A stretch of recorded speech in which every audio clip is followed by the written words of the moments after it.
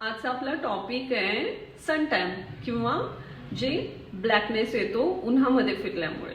फिरणं इतकं काही चुकीचं नाहीये, विटॅमिन डी मिळतं, शरीरासाठी खूप उपयोगी आहे, पण तितकंच ते हानिकारक पण आहे. तर काय होणार आहे यामुळे?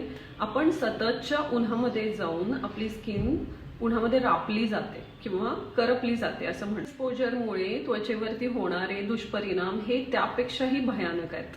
तर त्वचेवर नेमकं काय घडतं?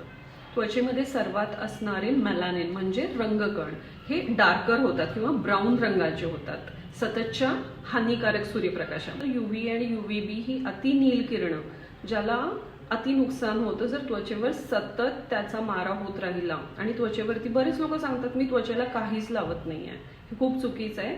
त्वचेमध्ये आणि इन्व्हायरमेंटल म्हणजे वातावरणामध्ये एखादी गोष्टीचं आवरण असणं खूप गरजेचं आहे. म्हणजे डार्कर झालेले मेलानिन त्वचेला संरक्षण भिंत म्हणून इपडर्मिस म्हणजे वरच्या लेअरकडे केराटिनोसाइट्स पाठवतात, तयार केले जातात. आणि हे ब्लॅक किंवा ब्राऊन रंगाचे जसे जसे जास्त प्रमाणामध्ये सूर्यप्रकाश लागत जातो, अतिनील किरण लागत जातात, तसे तसे ते जास्त डार्कर होतात. ही त्वचेची संरक्षण भिंत असते. त्वचेला यामुळे काही नुकसान होणार आहे. नुकसान खूप मोठ्या प्रमाणात होतं. म्हणजेच काय तर त्वचेला अकाली वृद्धत्व येतं.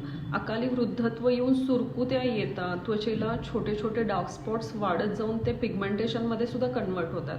नंतर अजूनही पुढे म्हणजे संभाव्य धोका म्हणजे तर कर्करोगांपर्यंत पण आहे. म्हणून थोडंसं याची काळजी घेणं खूप जरुरी आहे. आपण उद्या पार्ट 2 मध्ये पाहतोय की त्वचेचं संरक्षण काय करायचंय. तर सोबत राहा.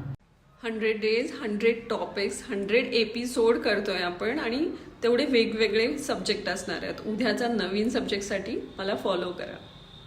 भेटू आपण.